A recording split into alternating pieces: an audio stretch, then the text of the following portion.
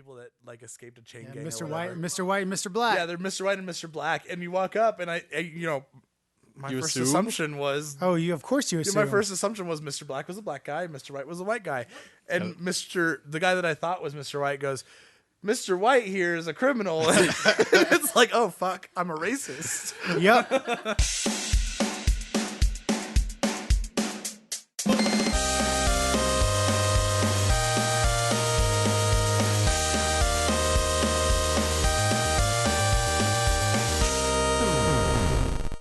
This is Twin Stick Radio, episode 45 for the week of November 20th. I almost forgot the month. 2018. I'm one of your hosts, Trey Higgins, and I'm joined by Chris Rodriguez, who has a great smirk on his face. I turned Trey's mic all the way down. That whole time he was getting quieter and quieter. Oh, that's awesome. So do I have to restart it? No, we'll just keep it like that. Yeah, just keep it down, Ev. No, Just keep it down. Just turn Trey off. it's like right there. Just mute him. Just. Twin Stick Radio, episode 45, November something. Chris Rodriguez. If you could just mute it, I know. I wish there was a mute button on that thing. Damn. And Justin T. Lopez. Hello. Again, I won't mute you, You're Trey. assuming I mean because of this. No. I just mean in general, I wish there was a mute button on that board. Is there not? Do you know more things about boards? Do they, are mute buttons a thing on other boards? Oh, of course. Well, because then you could have like your levels set, and then as soon as you want something to actually come in, then you just unmute it. Right. And then you're good to go. It's also a quick kill switch just in case something starts feeding back. Yeah.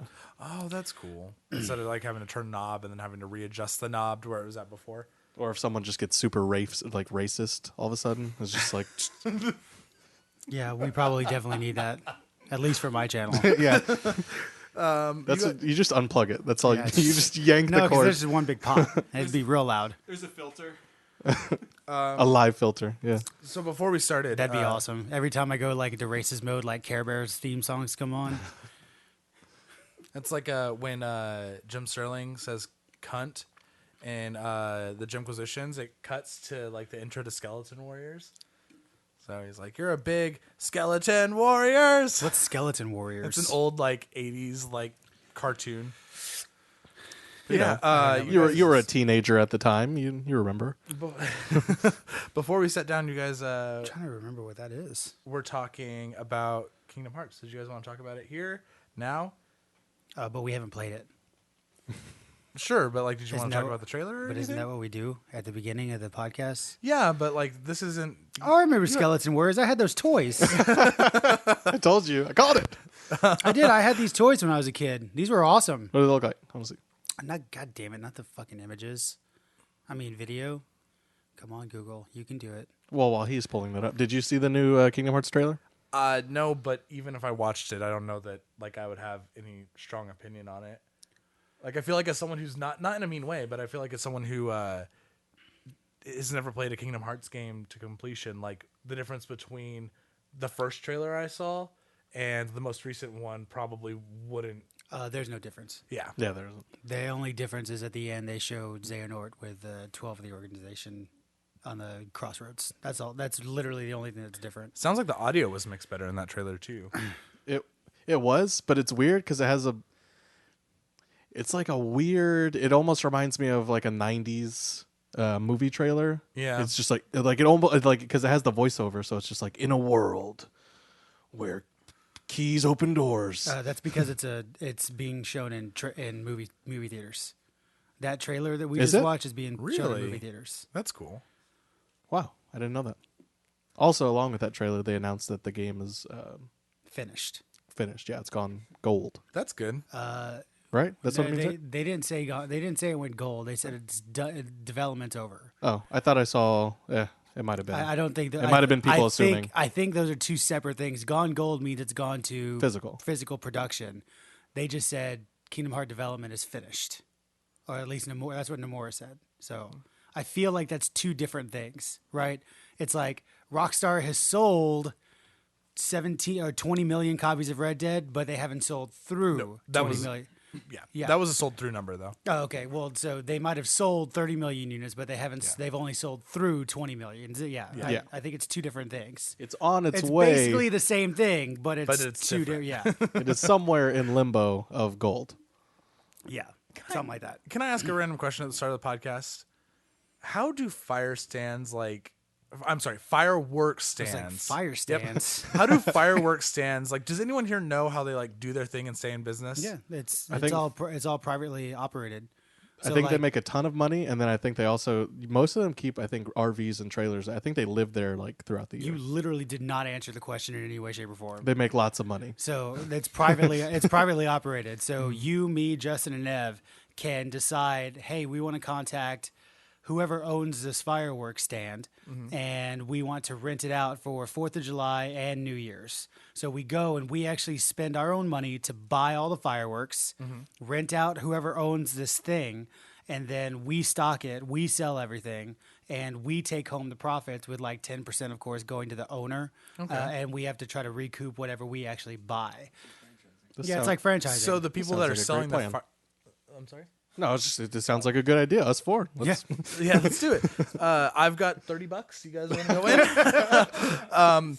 So the That'll people buy that a couple of zippily doos. Right. I'll cover got the sparklers. those pop things, the ones you throw down. Yeah.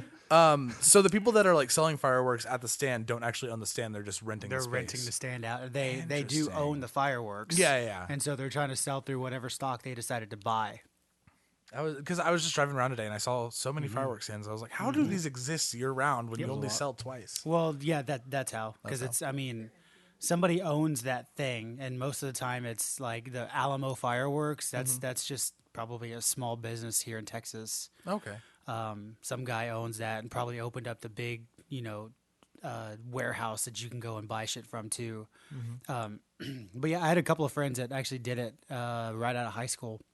Walked away with $15,000 after a year. Wow. They did. So we should do this. They did 4th of July. They did Year's. New Year's, and they did one other. It might have been maybe Cinco de Mayo. They opened up again because just Texas. I think it might have been. They opened 3 times in a year, and they walked away with about $15,000. That's 5,000 each time. Well, on average. With a $30 investment, that's perfect. Exactly. The money just multiplies. If you guys haven't listened to us before, we are a podcast about video games, and we are now on Spotify, so go subscribe to us there. We start the show with the same segment every single week. Chris, what are you playing? Red Dead Redemption. Yeah, that's what I'm playing too. I finally finished Chapter 6. Good for you. Yeah. Nice. It's I just need to do the epilogue now. But it's nice though, because I was expecting after finishing Chapter 6, knowing that there was something else after it, I was expecting to not have a complete conclusion. But the nice thing about the end of Red Dead Redemption is that I feel even if it didn't have the epilogue, it would feel like a good end to that game. There's a few things that aren't resolved and that you want to see resolved. Nope. But I feel like I could. I'm not going to walk away from it. Sure, but I of feel course. like I could walk away from Sure. it and feel like I played a complete I game. couldn't disagree more. Just for one character, that's it. I could not disagree more. Yeah, The one character. yeah. That's all. I just could not disagree more. If I would have walked away from that game without ever knowing the fate of said character, I would have been pissed. Yeah, I mean, I guess that's true. That's true. I guess in terms of the main story that they're wrapping up in that section of the game, it feels like a good conclusion. I mean, Arthur's story, yes. Yeah, sure. But I wouldn't, the story as a whole, no. But see, back in the day, if this was 10 years ago, we would get a DLC that would be that would be the epilogue. I was basically. actually listening to Colin's Red Dead spoiler cast, and with the amount of shit in this game, he was like, I would have been fine if the epilogue was DLC. And I semi agree with him. Yeah. You know what I mean? I would have been fine if after Chapter 6 credits rolled, and then 3 months from now, maybe January 1, we get the epilogue. I would have been fine with that, to be completely honest with you. Red Dead, it reminds me of this conversation we've had on the podcast before, where I wish that single player games were treated more like platforms, where story content was just coming out. Sure. Every 5-6 months there was another section that would be essentially another Sure. epilogue. I mean, that's what Ubisoft's kind of doing with the Division. Yeah, and they did that with Assassin's Creed Odyssey. To an extent. That was a lot of, hey, come play this real cool event. Assassin's Creed doesn't. Well, they do. It wasn't expanding the story at all. Not really. It's just real Okay. cool shit. I don't know what they're doing with Odyssey. I know there is a DLC that came out about Origins. That's what I meant to 2 or 3 weeks ago, and I think it expounds the story a bit. But like, it's not needed. Does that make Yeah. sense? But Rockstar doesn't really do like DLC for stories, right? I Yeah, mean, they used to. They used to do it hard, but like, not real lately. hard. I mean, after recently. Grand Theft Auto 5. GTA. Yeah, that's it. Grand Theft Auto 4 had 2 extremely good, almost better than the actual main story DLC, single player Well, DLCs. I feel like especially with GTA and probably with Red Dead too, like because you'll probably end up getting a lot of stuff added just for free. That allows for them to keep their game pretty much at full price Online. all the time. Yeah. I guess I doubt. Rockstar, But I think that sells. I doubt Rockstar would ever give us single player DLC for free. What about like Undead, like the zombies that they had in? Yeah. Okay. Original No, Red Dead. no. Undead They- Nightmare was they- actually, well, yeah, yeah. they Like charged for it. $30 Do you think they'll Yeah. charge for it in Red Dead 2? Not if it's online. I think that Undead Nightmare is going to be all online. Yeah. That's my personal opinion. I have two thoughts about this, and there, on one hand, I actually do believe there's going to be single player DLC, and I don't believe there will be because Rockstar is set up to make way more money if they just support Red Dead Online. And like I said earlier, you think it's going to be smaller than we think it is. There's been 5 years of Grand Theft Auto Online. There's no way this thing's going to launch where it's just like, oh, there's like 2 things to go do with your friends. Here's a horse. Yeah, exactly. There's just no way. I mean, I'm not saying it's going to be like Grand Theft Auto Online big, but it's still going to be big enough where it's going to keep people coming back, for a few months until they get another update out. But at the end of a quest in Red Dead, the single player, I don't think this is spoilers for anything. It's about fishing. Does anybody care about fishing? Okay. So at the end of the legendary fish quest, the guy who gives you that quest drags you along with him to the river that borders New Austin in Mexico. Something like Rio Lobos. San Luis? No, yeah, I think It's the one you cross in the first game to get to Mexico. Sure, to get to right? Mexico. It's basically the Rio Grande in Texas, but it's the whatever she just said. And so you go and you catch these 13 legendary fish, but in the compendium there's 15. Like if you look at the legendary fish page, there's Really? 15. The 14th one comes from a stranger's quest that starts in chapter 6, and then the 15th one pops up after you finish the legendary fish quest. But the fish shows up on the map, and they even give you like a special lure at the end of that you assume that's how you catch the fish. However, literally nobody has caught that fish. And it's not required to get 100%. No, it's not or required to get anything. 100%. But once you finish the actual legendary fish quest, the compendium updates with the catfish that is supposedly it's a 108-pound catfish in this river. Shit. And So so you said nobody's caught it yet? nobody that uses the internet has caught it. Okay. So that doesn't mean that some random schmo that doesn't use the internet and talk to people online hasn't caught it. But nobody on Reddit, nobody on forums, people have emailed Rockstar and was like, "Is this fish actually catchable?" And Rockstar has responded with yes. So, but nobody, literally no YouTuber, no Twitch streamer, no Redditor, nobody has caught this fish. I spent 2 or 3 hours trying everything I could to catch this fish, and it's just not in that river, at least in the spot where it tells you it is. People have even traveled up and down the river fishing at different spots for hours, and they can't catch it. So that right there is my tinfoil hat. There's single player for Red Dead Redemption single story modes. I'm sorry, there's DLC. there's DLC for story. Because if that fish isn't accessible yet, it will be accessible maybe in Mexico. Because it's a fish in that river that maybe you need to be on the other side of that river to catch it. Maybe Mexico's in single player DLC. There's no reason in the world John can't go to Mexico for some crazy ass adventure. Or you play as another character that goes on a crazy ass adventure in Mexico. So that's my thought. That's my tinfoil of maybe there is single player, but odds are there's no reason for Rockstar to do single player because, like Trey said, the end of chapter 6, it's a really nice wrap up for that character, the Arthur story. But then the end of the epilogue also just is a perfect segue into Red Dead 1. There's literally no reason in the world to add to it. Well, and for me, I don't know who you run into specifically during the epilogue, but there are just some characters that I'm like, that this person deserves a story. They deserve to have that Uncle? moment. Oh, I'm sorry? You mean Uncle? No, I was talking about Pearson. I want to see him go back to the Navy. I really want you guys to finish this so we can talk about these things. Because you keep saying this, and you need to play the epilogue, and you're going to be extremely happy. By the time that I will have finished the epilogue by next week. You can finish the epilogue tonight if you really tried, because it's not long. You and I will do a spoiler cast at some point. Because Justin's never going to finish this game. Yeah, we determined that during the. I've already said that if you guys finish it, you can do it. You can do a spoiler cast without me. It's okay. Well, I mean, we have to, or it'll never happen. Yeah, we don't need your permission. I also want to do it soon. How's it going, Ev? How you doing? I also want to do Whitney, it soon because you're spoiler doing casts good. are starting to pop up all over the place, and I don't want to miss this whole This bandwagon. the bandwagon, right? Because Well, we're gonna IGN just rob put that theirs train. out IGN yesterday. put theirs out. Colin just put theirs out. Kind of Funny's working on their end of review one. Jared Petty's Red Dead Radio just put theirs out yesterday. So I really want to slip in there with this spoiler cast wave. So maybe we can garner some hits or something. I don't know. That's something I want to do a lot next year too. It's something we've talked about this for forever, but I really want to Be trendy.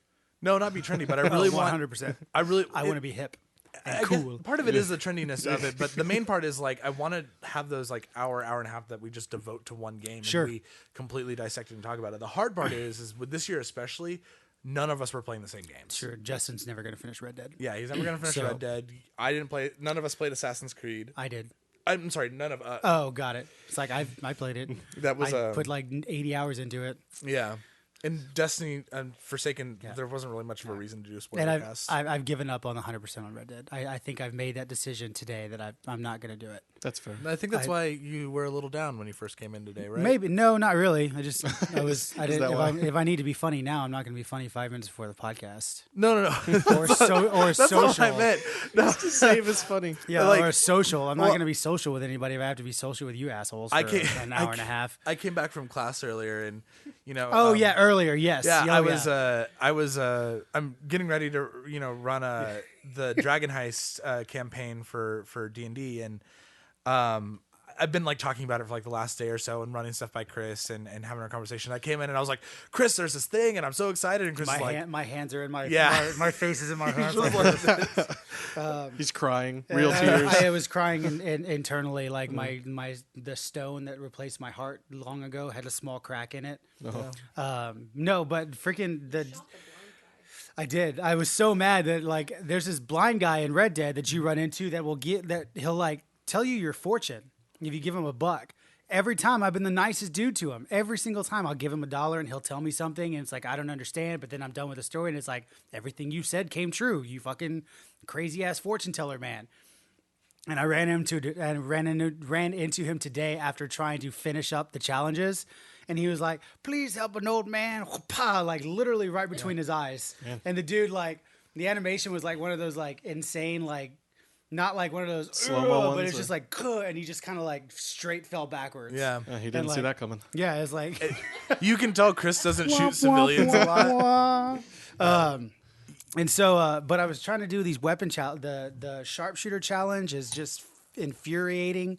I'm on, and the problem is all the challenges, I'm up to level 8 of all of them. I've finished 5 of them already. I'm all the way to level 10, but the other you got through the one where you had to shoot the guns out of the hands? No, dude, I've been trying to do that since chapter 4 with Arthur. I remember. Okay. And it's so inconsistent that it's you have to have the perfect setup for it. Because if you go into Deadeye, you reload your weapon, you lose progress. The game's sluggish kind of aiming controls, it doesn't lend for really precision shots. And if you are getting shot at, the reticle starts moving around because, realistically, you're getting shot at, you can't aim correctly, right? Yeah. So there's just a whole bunch of things that everything needs to line up like the fucking planets when, whatever God is supposed to come back to this earth. That needs to happen to do some of these challenges. And they're just infuriating. It's absolutely, if somebody is shooting me and I shoot them in their forearm, how the fuck are they still holding on to their gun? Doesn't make any sense to me. But You it's also, shoot the muscle and it like contracts. It So just- they yeah, they man, grip the sure. gun even well, harder. That happened in that mission where you have to go get the boy from the Shalonian cult, Shalonian. the turtle cult. Oh yeah, the Mary's brother. Got it. There's that moment where you have to draw on him and shoot the gun out of his hand, right? And that moment teaches you that like Oh, I if did. you I shot him in the face. What?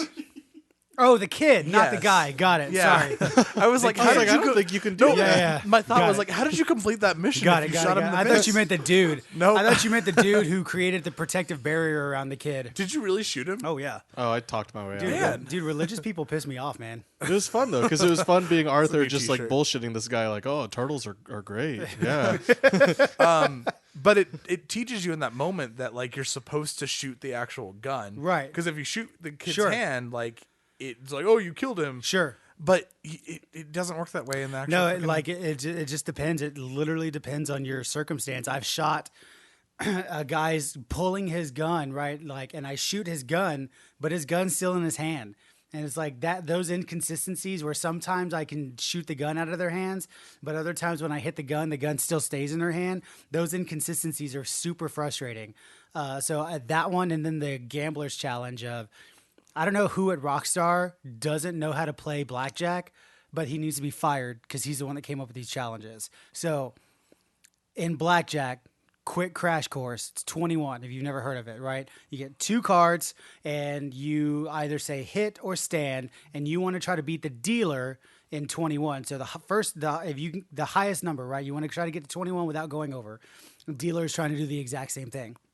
In this challenge, you have to win a hand of blackjack after hitting 3 times and still beat the dealer. Does that make sense? Okay. So you get 2 cards. so you got to start low, pretty low. You got to start extremely low. So odds number 1 against you is the fact that you need to start insanely low. And so it's happened a few times because that's just the way cards work. I've started very low and I've been able to hit 3 times. However, you also have to beat the dealer, which is there's another tick on the extremely low odds of this actually happening. So you've got all these things stacked up against you, and then Rockstar's, you know what? Let's make him do it 3 times. Nope. Now you're borderline impossible. However, you go to the internet and people are like, I got it done in 20 minutes, blah, blah, blah, get good, rah, rah, rah, right? It's like, I'm not going to spend hours playing blackjack and just spamming X, because that's all you do. There's no skill involved in that. And Daniel, one of our friends, he was like, yeah, but wait till you get to level 10 gambler. And I was like, what do you got to do in level 10? He's like, you got to win like 3 or 5 poker hands in a row. It's like, just know how to play Yikes. poker, and that's a thing. Yeah. It's easy to win 3 or 5 poker hands in a row if you know what the fuck you're doing. In that blackjack one, that's pure and utter luck. And it's fucking ridiculous. There's no challenge in that or skill whatsoever. It's just fucking ridiculous. I just think of that Friends episode where I think it's Ross and Rachel. They're like really, really drunk in Vegas, and they're both playing blackjack, and it's just hit me, yeah, hit me. Hit me. Yeah, she gets like 30. hit me. Yeah. Anyway, I've come to terms today that I don't think I have the chi for the patience that it's going to take to do that. So I'm not going to get the which means I'm not going to get the platinum. I'm not going to 100%. So whatever. Justin, what are you playing? I picked up Pokemon. Let's Go Pikachu. I played that for like 5 minutes too with Whitney, and it's dumb. The game's not dumb. So you guys can't see this because we aren't a visual medium, but Chris was like shaking his head like like he was like, oh yeah, that's cool. In yeah, agreement, that's awesome. right? Yeah, That's I have something cool to say about that too. And he started out the sentence and it sounded like he was going to say something cool, but nope, just wrecked it. Why do you think it's dumb? Because we tried the co-op. Oh, I haven't tried co-op. Co-op's cool because you just like shake the little controller and the little dude comes in and it's like, hey, this is cool. I can follow. Just like drop in, drop out. Yeah. Yeah, I can follow Whitney around. It's really fucking cool. Now, creep. let me ask you a hypothetical question about Pokemon. If you have 2 trainers and you throw out 2 Pokemon, what do you think your opponent's going to do? Throw out 2 Pokemon. Not in Pokemon Go. They just stay on script and they throw out one Pokemon. So then you just demolish it. In gym battles, in trainer battles, in every battle in this game, if you're playing co-op, you're just going to steamroll this game hard. And it's like, why the fuck didn't they think about that? Why or at the least hell? like scale it, like make it a little bit more difficult. Scale or just throw another Pokemon out. If it's 2 Rattata, who fucking cares? At least it's 2 versus 2. But that's the thing about this game. I was having a conversation with someone at work about this because, he's really insisting on trying to love this game. And one of the things I had to tell him was like, this game was not made for you. It wasn't made for me. It was definitely not made for Chris. It was not made for Chris. It wasn't even made for Whitney. It was made for children. Sure. Like, and of course, like people are going to pick it up and some people are going to like it, but it was specifically made to bring a younger audience in on the actual game. Sure. Because that's who's playing Pokemon Go. Sure. And it's trying to convert those people. And adults can like it. I'm not saying that. Yeah, no, can't. I mean, Whitney definitely likes it. I think the nostalgia factor is really, really there. And it also, I think it's, man, I don't want to say dumbed down, but I think it's dumbed down enough. Simplified. It's simplified enough where people that don't normally like Pokemon, I think, not Scoville. What's the other guy's name from IGN? They do the Altano? Brian Altano. He started playing this game and he says, "I think I'm in love with Pokemon" on Twitter. And it's like that's never a sentence that's ever come out of that dude's mouth. Yeah. But he's playing Pokemon Go because it's a more, simplified version of Pokemon where you don't have to worry about like what level you are, your EV IV training, score, EV training, what's the or nature. yeah, or like type versus type and all this other shit. Like that's all still in the game, but it's nowhere near a necessity anymore. Yeah, I mean, it keeps some of those. Like it keeps natures and it keeps but it adds in some things like candies as a thing to like buff sure, stats. but it's not necessarily. It just watching Whitney play this game. It is not anywhere near the how hard mainline Pokemon games are, especially how easy it is to level Pokemon. There's no more because you just level off of off of catching. Mainly capturing wild that's Pokemon. it. Yeah. And it's not like, oh, you just gained 2 experience points for fighting a Pidgey. You gain like 30 experience points for catching these things, and the leveling process is extremely fast in this game. It's definitely more rewarding. Which I think appeals to the Pokemon Go audience because you want that instant gratification. But I'm really enjoying it. Sure. I like how much it draws some characters from like the anime, like the TV show. It's cool seeing like Jesse and James. Team Rocket show up and stuff yeah, like that. it's just very or cool. like Gary. Well, I mean, he's not Gary, but Blue. Supposed to be He green. looks like Gary. Supposed to be green. Are you sure he's not supposed to be Let's Go Pikachu? What? Or Let's Go Eevee, depending on what version you have? your rival's not Gary. No, that my joke was that I know, but sure. But your rival's not Gary. because It's usually some the other- rivals are named rival's your after friend. one of the Yeah, games. yeah, exactly. Yeah. But your rival's some other fucker Yeah. that Whitney named Trey. You're very. Oh no way! That's so funny. That's awesome.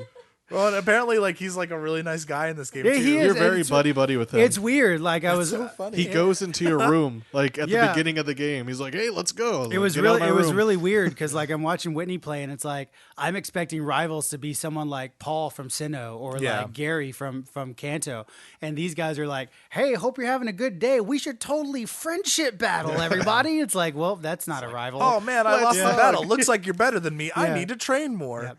I'm so arrogant and I hate myself. I still love that in Pokemon games, whenever you defeat, let's say your rival, for instance, you still get money for winning. But you also get balls. But it just makes me laugh. It's like, so if this was real life, like I play my friend in a battle, and it's like, okay, give me $120. Yeah, sure, exactly. Like, what? I like beating What? I like beating the trainers, and then like you see trainers are all like this, and it says you have you got 2 great balls. Yeah. It's like, oh well, thank you, I appreciate that. Well, and just real fast, I want to touch on this again, just to like, because I don't think I made my point completely clear. I think that there's 2 sides of like the coin of Pokemon difficulty. I think there's the one side of like over 7 generations of Pokemon, it's become really complex, and in a lot of ways, like it's kind of intimidating for new players to get in. And so having a simplified version is good. But I also think that like saying that a game's for a child isn't like talking shit about the game. It's more trying to alleviate a lot of the problems that people have with it. Like if you come into the game and you're expecting it to be a game for a child or for a more simplified Pokemon experience, you're more likely to accept it. And I think a lot of the backlash it's getting is from the people that wanted a hardcore Pokemon Yellow. Sure, remake. but the problem is if you are a hardcore Pokemon fan and you went into this game expecting a hardcore experience, and you're not paying attention. Yeah, you're absolutely not paying attention. That's absolutely true. They've been upfront from the beginning about what kind of game. Oh, 100%. They've been upfront. Hey, next year your mainline Pokemon game is due in 2019. I'm pretty sure that was a dual announcement. Like I think it was like something like hand that. in hand. Yeah, like here's this game. We got Let's Go, but also next year. Yeah, 2019 is your mainline Pokemon game. So it's cool. I enjoy seeing. I love seeing these Pokemon in high def, like for the first time, really ever. And I love getting to ride them, or just getting to interact with them. I haven't done anyway, but yeah, I just really like seeing these Pokemon in high definition. I think it's very, very cool. Yep. It's the reason like I'll never play Pokken Tournament, but I really like it. It's so much fun to watch. Yeah, it's really fun to watch because it's really cool seeing the Pokemon that you grew up loving or just love in general fighting in a 3D plane. It's just really cool. So. It is a cool game, but I'm looking forward to 2019. Yeah. Did you have anything else you wanted to share about it, Justin? No. Did you play Red Dead at all? Not this week. You're not going to finish Red Dead Redemption. All right, you guys ready for the news? Always. No. Trey. Relatively slow week. There's more in the quick save than there actually is in the mainline news. First up, after the success of the NES and the SNES Classics, it seemed to many fans that an N64 Classic was likely on its way. In a conversation with Kotaku, Nintendo president and COO Reggie Fils-Aimé may have destroyed fans' dreams of the console coming out in the near future. According to Fils-Aimé, Nintendo saw the first two classic systems as a limited-time opportunity, and that future access is going to happen through the Switch's subscription service. Quote, "We've also been very clear that as the consumer looks forward to engaging with our classic content, it is going to happen more and more with the subscription service," end quote. When asked if that meant Fils-Aimé was definitely ruling out an N64 Classic, he said, quote, I would not ever rule something out, but what I can tell you is certainly that's not in our planning horizon. He is awful at making sentences. That is Nintendo code for yes. Yeah. It's not happening. Yeah, it's a hard no, everybody. Sorry. It's basically them saying, like, unless you give us $1 billion, sure, then it's I like the idea of... So they came out with the NES Classic and the SNES Classic. If they ever stopped there and just started Nintendo 64, making it Switch Digital, what is it called? Not the eShop. Is it eShop? Yeah, What's eShop. it called? Let's okay. go eShop. Starting there, and not the entire catalog, right? But give us like 50 Nintendo 64 games that are like the greatest hits that you buy on the eShop, I'd be more than happy. It's more than happy with that. One of the big failures of the just Nintendo porting games to their console since the Wii is that they make us pay for them over and over and over again. Okay, the second worst thing.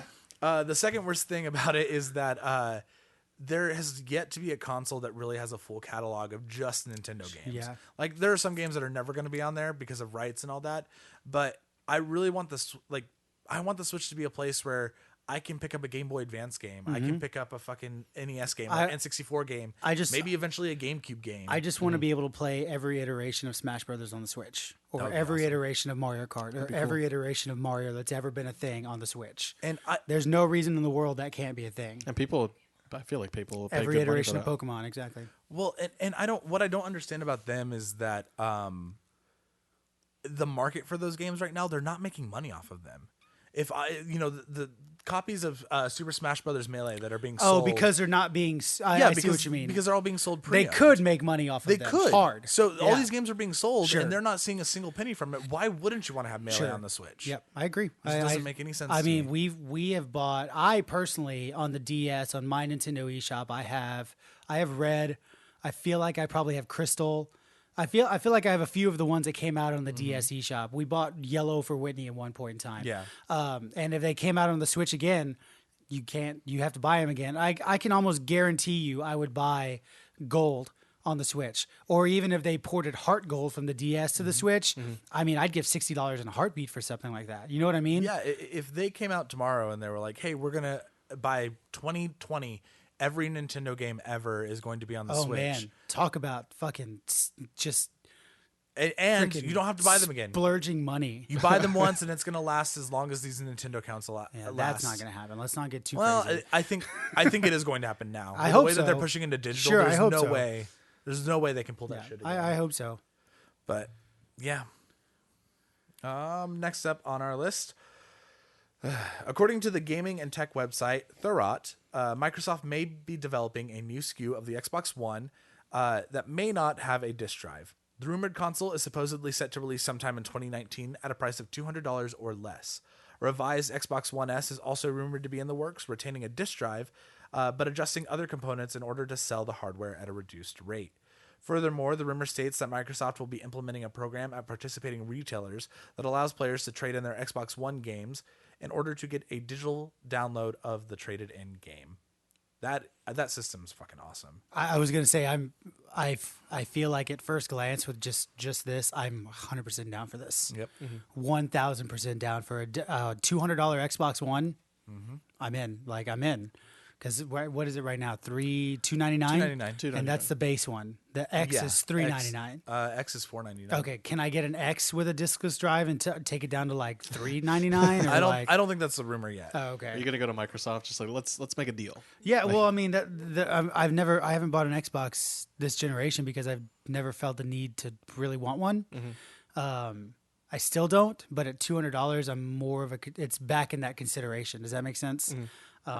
And this is also another possibly dangerous step forward to strictly streaming. Remember that whole conversation we've had before? Yeah. I don't think so. This is not this. I'm not saying this is it. This is just a way for people to who just do digital downloads. But it seems like this is like a stepping stone towards that for sure. Sure, that's what I mean. It's kind of like one of those dangerous first steps out into the water to make sure that you can walk on water type thing. Well, and that's kind of whenever we had first talked about it, or whenever rumors started circulating about just a streaming console. This is something that I kind of brought up, is that I don't think that they would immediately jump to that. I think there would be like an in-between. Sure. And this definitely seems like the in-between. That's kind of what the rumor for the Scarlett is, though, is that there is there's a box that is physical hardware that you can put a game in and play, and then there's a streaming console. A second box, it's just strictly, there's all the processing power is streamed. And then there's a third box that comes in. Right. And then there's a fourth box that the other one comes in. Where Phil Spencer comes and takes his pants off, and then you play that. Oh. Phil Spencer's not a bad looking dude. Drake's like, how much would that be? The more I think about the streaming console future, though, the Xbox XXX. Oh, shit! At this rate, it's just going to be the Xbox X3. X3. Ooh. X cubed. The more I think about it, though, the more I'm kind of okay with it. About the streaming box? Yeah, because if they give people options, you should be okay with it, right? Well, because I think that the biggest hurdle that I have about thinking about streaming consoles is that just internet service providers have a lot of power, and internet still isn't great. I don't think that at this rate, with the reliance on internet with modern day consoles, that we really need to care about middle America that doesn't have internet anymore, because there's no way that they're buying games and getting a full experience. Sure. Just look at Tomb Raider, Shadow of the Tomb Raider. The unupdated version of it had a completely different ending than the updated version. Oh, wow. That's not cool. Yeah. So there are people that are playing the wrong version of that game. Yeah, that's not cool at all, man. But the nice thing about a streaming future of games is that it's gonna make gaming a whole lot cheaper. Sure, because all you need is a $500 entry point and then $20 a month. Well, maybe not even that, right? If you just have a smart TV, theoretically you should just be signed into Xbox's service, and you can stream the game through there. Yeah, and so really all that you're paying for is the screen that the game is being displayed on, which gives people better access to higher quality games. Sure. It also takes a lot of the pressure off of Sony, Microsoft, and Nintendo to be producing consoles that they're selling at a loss, which means that that's more money that can be put into software. Sure. It's just the internet part that I have trouble getting over. Which is probably why those rumors of the option being there. There is a hardware version and there's a streaming version, right? Yeah. You can't leave out middle America because, believe it or not, I fully believe middle America is probably the biggest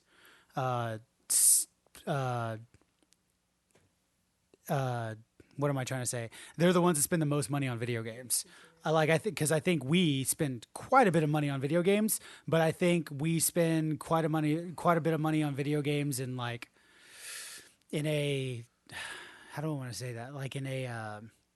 In a different sense. So I take a family that has 4 kids, for example, where we go through one PlayStation 4, they go through 5. Does that make sense? Yeah. And they do end up spending more money and putting more into the video game industry. I guess I meant more specifically. I'm sorry, I said Middle America. I think I meant more specifically the Midwest, like areas of the country that don't have good internet. Sure, but I also consider that the same. Oh, same as the Middle same. America. Yeah, like Okay. I think it's the same. I mean, people that don't have the internet, either they do play video games or they play video games, but I'm not trying to like bash people's quality of living, but you know, if you live out in the middle of the freaking desert, you know, it's no AC, there's dust everywhere. Like Corpus Christi is a perfect example of this. If you go down to Corpus, everything is rusted. Everything. Because they don't have the filtration system and air conditioning to filter out that sea air, and just it fucks up everything, right? Same thing goes in deserts. Like if you live out in freaking Las Vegas, stuff's just sand's fucking everywhere, man. So like they're going through hardware faster. They go through hardware faster. Also, people who don't have as much money to spend on their living conditions have to deal with like bugs or just bad living conditions, and they spend a lot of their money on well, this is what I can spend money on as gaming, but then that living condition affects the overall quality of their systems or their games or whatever. Their kids scratch up a disc, so they got to go buy a brand new Minecraft, or they got to go buy another Grand Theft Auto. You know what I mean? The thing that I wonder though is, I no one will ever talk about this, but I wonder how much that matters in the grand scheme of the money that these companies are trying to make, because Maybe it not. seems like there's an over reliance on subscription services. I mean, both Sony and Microsoft have multiple services that you can subscribe to. Yeah, maybe. Yeah. And also, even game developers and publishers are focusing a lot on microtransactions. It seems like the $60 game and the sold console just aren't making people money anymore, which is a sad place to be at, right? Sure. $60 games definitely aren't making people money anymore. Again, I was listening to Colin's Spoilercast. He said like Red Dead Redemption could have been a $90 game. Yeah, it could have. And I semi agree with him. I don't like the idea. Didn't you spend like 100 something on it? Shut up, Jerry. This is the hypothetical. Right, this is a hypothetical. Like just the base game of Red Dead could have been $90, and I agree with him.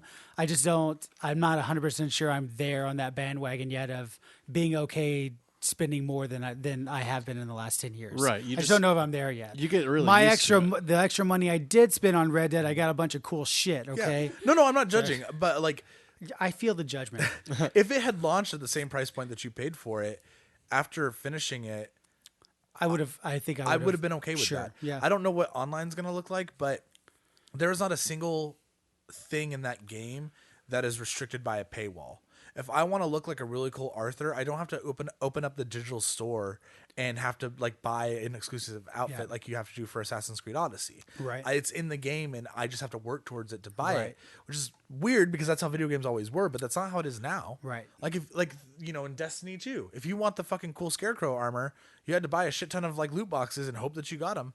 Or play quite a bit. Yeah. And hope that you got it. So if you tell me that this game's going to launch at $90 and at least in the single player, I never have to touch a marketplace. Yep. Sure. I'm fucking down, dude. Sure.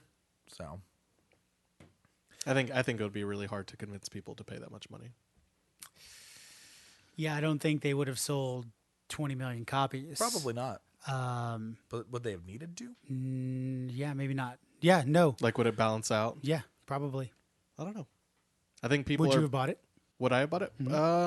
Probably, but it's a bigger hurdle. That's like Sure. because It's then a your huge mind instantly goes to like that's basically $100. Yeah, $60 is a huge hurdle for a lot of people, especially gamers, like gamers. We're not fucking rolling in the dough over here, guys.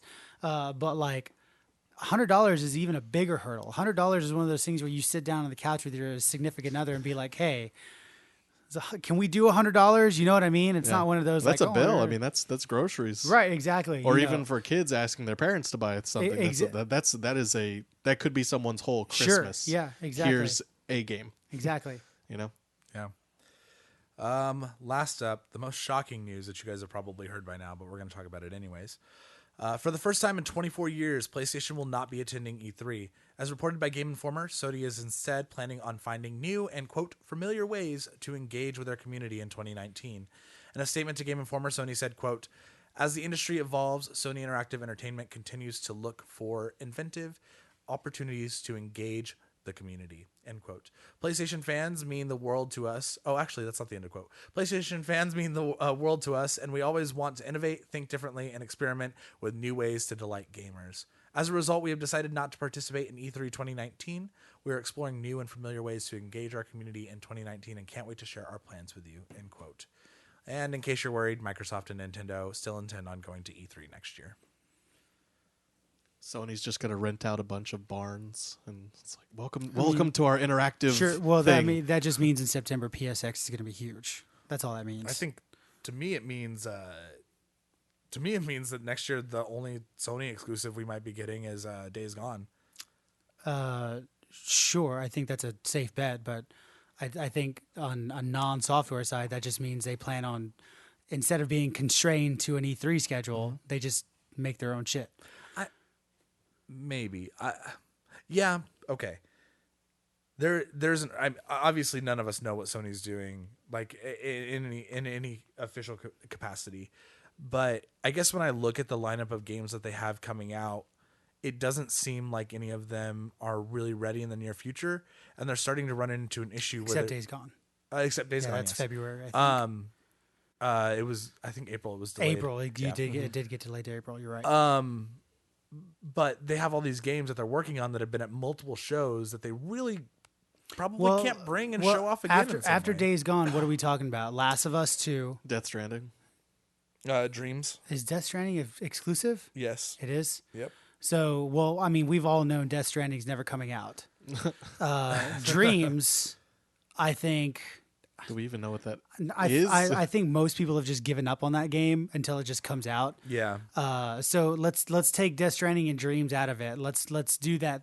So the game Sony has pushed so hard, you're almost tired of it in the last 2 E3s was God of War, Spider-Man, Days Gone, Last of Us 2, and Kingdom Hearts. No, I mean, no. not What's the name of that fucking? Oh, you just said the game earlier. The Android one. Why can't I remember? Detroit. Yeah, Detroit. it is Detroit. So those were the 5. Like, these are Sony exclusives. Here they are. Freaking eat them up for 2 years, and now we're ending that cycle. And it's like, well, sure, I agree with Trey. I think next year we're not going to see Last of Us 2. I just don't think it's going to happen. It's probably 2020. But we are going to get Days Gone. Yeah. And Detroit, all the other ones already came out. That Death Stranding's never coming out. It is. I'm just exaggerating. And Dreams, I think Sony's lost the Dreams thing, and people that are going to get it are just going to get it when it comes out. Like if Sony said Dreams comes out tomorrow, people would be like, yay. And they'd go, whoever's going to go buy it is going to go buy it. Mm-hmm. So like, I think Sony looked at E3 and it's like, hey, so instead of being in this confined time period of an hour or an hour and a half that we have to do this thing, let's forego it because we really don't have anything that's like, that's going to blow the water out of E3. We don't have anything yet. We have stuff in the pipeline, but we just don't have anything that's going to be that, 2017 Sony E3 that they had. So let's just do PSX. Let's make it big. Let's make it cool. Let's really push Last of Us because that's going to be the game because Days Gone's in April. So PSX is going to be devoted to Last of Us, right? Here's Last of Us, March 2020, whenever the hell it's going to be. And so, instead of being constrained to E3, let's just do PSX. And then in 2020, when E3 comes around again, if we're ready to say, here's the next Uncharted game, right? Whatever it's going to be, then we go back to E3. But again, I know Trey and I have definitely talked about this. E3 is a dying thing. And we've talked about this. We have talked about this, and I think we might have said that I personally wouldn't be surprised that within 5 years E3 just isn't a thing anymore. Well, it slowly started becoming less. I feel like it started dying whenever it went from being industry exclusive to like you could just buy a ticket. And yeah. It just became another convention. Especially at that when point. people started splitting off of the main show. It's like EA does their own thing. It's still in the same time. They're just not part of E3. Yeah. Well, and Xbox even did their Mexico City thing. Yeah. Like that could easily evolve into this big Xbox show. Well, I mean, it seems like E3 is going to turn into something more akin to PAX. Sure. Just another con, basically. The two major PlayStation games that we missed though were the Medieval remake, which people are really excited Medieval. about. Okay. And the then Medieval Ghost the of game. Tsushima. Yeah. Ghost of Tsushima. Yeah, there you Yeah. go. But that's next year as well. We know Ghost of Tsushima is we next don't year, know a right? date for it Oh, we yet. don't know yet. Okay. And I thought it was announced after Last of Us, so I would assume it's coming out after Last And of Us. that's not the but Bloodborne game. That's the Samurai one. Okay, but they're both kind of similar. Whatever. I know what you're talking about. I get them mixed The up. one It's that we same saw- thing in the my one mind. that we were Sekiro like- Shadows Die Twice is the from one. Right, but the Tsushima is the one where I was like, man, I'm just not excited, and you guys were like, hey, that looks really cool, right? Yeah. Yeah, I just was not excited about that game. Did It's not weird seem though. appealing to me. Now that you say that though, like my memory of that is tarnished a little bit because I feel like any game that's set in like a realistic historical setting, I'm gonna be like, is it like Red Dead? Yeah, And if it's not, that'll I feel be like that's dude, gonna be like a major hit against it. That'll be a bullet point in the spoiler cast. It's like open world games are fucked because of Red Dead Redemption 2. Like you take Assassin's Creed Odyssey, that game's got nothing on the open world that Red Dead 2 does. Is it bigger? Sure. Is there more shit, quote unquote, to do? Sure. But it's not Red Dead Redemption 2. It's not as dynamic as Red Dead Redemption 2. There's not a crazy ass thing that could happen around every corner. I don't want to go to the furthest reaches of the map in Assassin's Creed Odyssey because I just want to. I do it because of the platinum. But in Red Dead, it's like there is a tree-sized portion of the map I haven't uncovered yet. What is in that tree? You know what I mean? And then it's a fucking dream catcher, and I was like, God damn it! I was going to say it's a tree. Finally, yeah. That's it. All right, time for quick saves. Stop me if you care about any of this. Insomniac's Sunset Overdrive has officially launched on PC. According to Reggie Fils-Aimé, Nintendo still isn't willing to show off Metroid Prime 4 or reveal its release window. Quote, internally, we have set expectations about when it's going to be released. We just haven't announced. Yep, we just haven't announced it yet. But yeah, the game is still in development. End quote. If a now removed LinkedIn profile found by Reset Era user No Life BR, Square Enix is to be believed. Square Enix has a new AAA title for PS5 in development. Double A title. Nope, it's supposed to be AAA. 3D character model lead artist Tomohiro Takoro included the next generation game as part of his work at the studio, alongside a new mobile game for China and the canceled DLC for Final Fantasy 15. Wait, there's canceled DLC for 15? Yeah, they just canceled all the DLC and upcoming release stuff for Final Even Fantasy the 15. multiplayer? It sounds like it. Interesting. Yeah. I think this is the most interesting thing on here because it's because it's scary. During a Q3 financial report on November 14th, THQ Nordic founder and CEO Lars Wingefors? Sure. Yeah, sure. Shared that 55 total games were being produced by the end of the most recent quarter, of which only 20 have been revealed thus far. That means that THQ Nordic has 35 games in development that we don't know anything about. I don't know anything about the 20 they've announced. Yeah, I think they said I got nothing. I think they have a Saints Row game in Really? works. Okay, I'm in. As long as they don't go crazy. Like 4 was a little nuts. 2 nuts. I feel like it's. I think it's 3 was a good nuts. I think it's going to stay on that same level. Sure, you don't want to be a superhero president? Yeah, 4 was a little too crazy. No, it was aliens. It frustrates me that you're.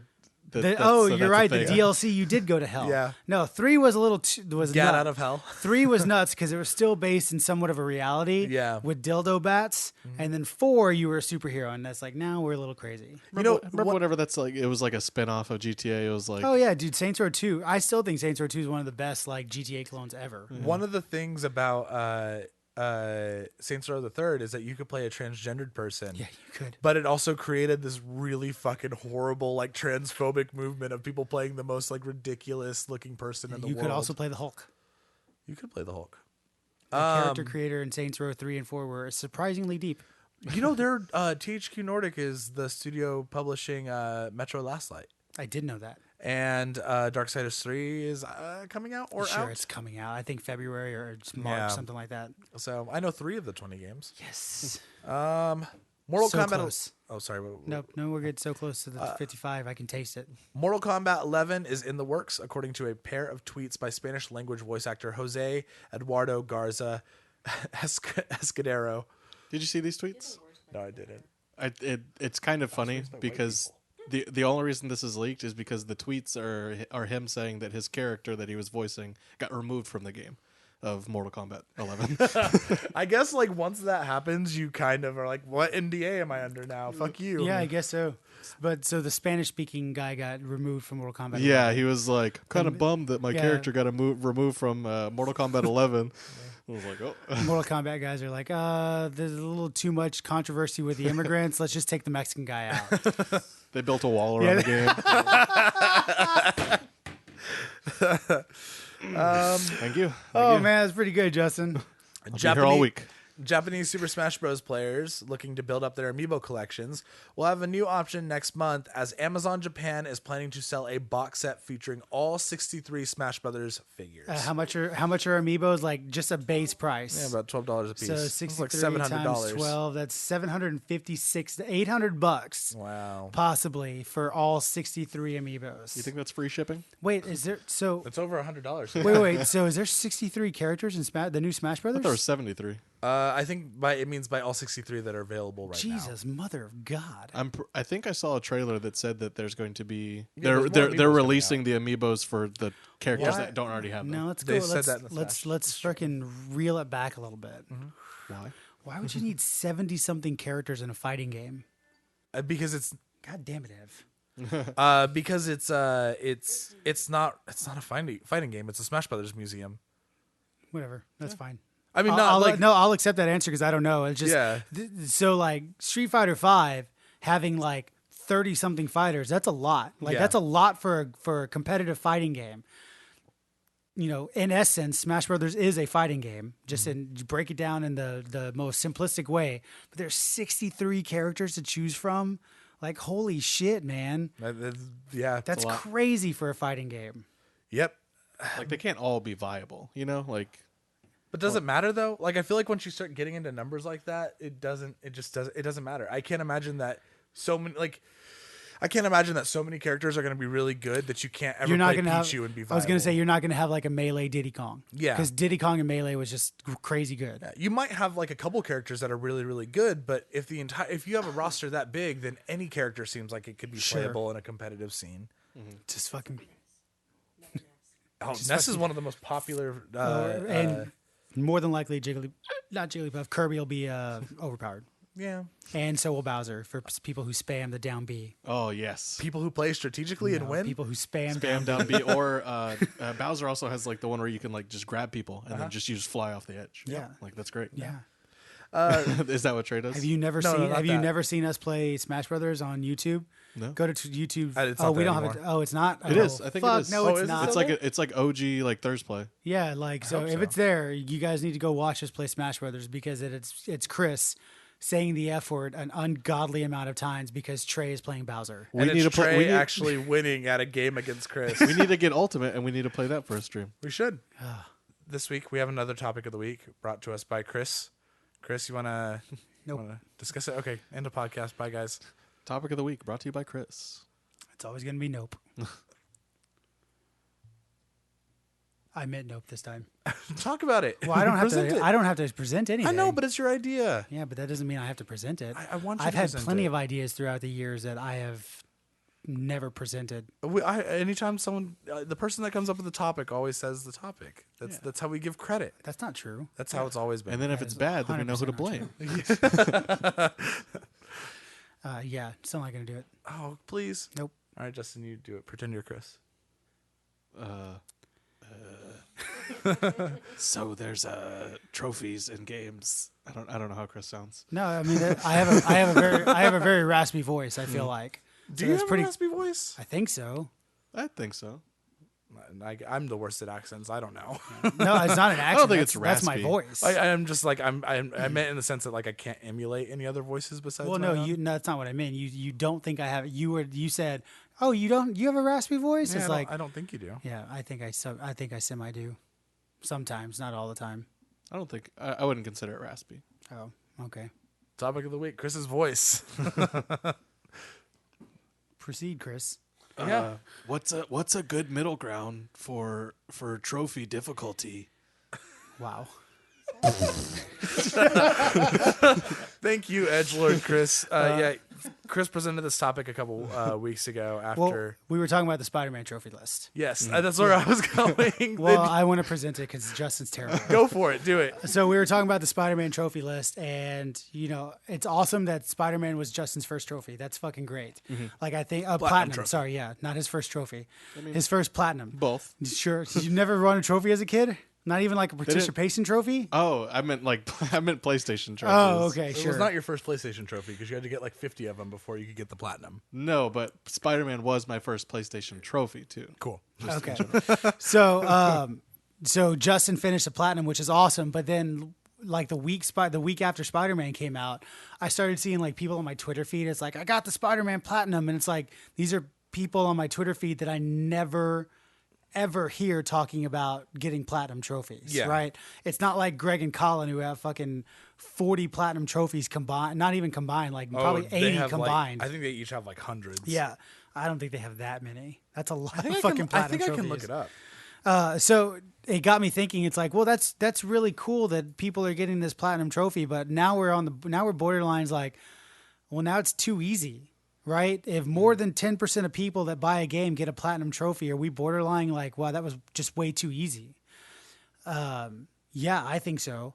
But now we're on today. On the opposite hand, somebody who does go for platinum trophies, who's got 2 thumbs and goes for platinum trophies, this guy right here. Me. Who does that cabbage think he is? I sounded like Skeletor. Yeah. Like, what the hell was that? I get platinum trophies. He sounded like the bad guy from the 1960s little cartoon. Colin has 72 and Greg has 79. See here, yeah. But that's what Skeletor Give me all your sounds trophies, like. man. Yeah, I guess so. Anyway, now on the other hand, I'm trying to get the platinum for Red Dead, and I've given up because they're asking, yeah, they're asking things that are possible, but are at the same time like almost impossible. You know what I mean? Mm-hmm.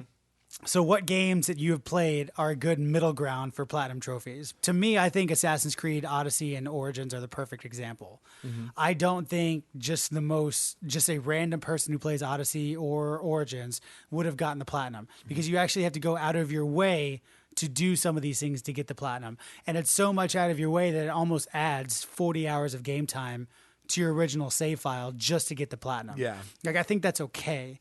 But when you start borderline things, it's like, this seems impossible, i.e. getting, winning 3 hands of blackjack after hitting 3 times. That's almost impossible. Mm-hmm. It's based on pure luck, which is just not fair to the player base. When one of your trophies is behind something that is just based on absolute pure luck. Yeah. No skill involved, no nothing, just hours and hours and hours of you spamming X hoping your luck is good. Like, that's not okay. I don't think that's okay. Well, I really think Sony specifically has been nailing platinum trophies for a really long time. And honestly, like, the problem with Spider-Man's platinum trophy isn't that it's any different than previous ones that Sony has done. It's just that there's a lot less content than, say, like compared to Horizon Zero Dawn or God of War. I appreciate trophies where it's like, hey, play the game, do all the things in the game, do all the side missions, collect all the collectibles, go to this location, do this thing, maybe play the story multiple times if there's multiple endings. I like games that just force you to play the game and see as much as the developers have to offer.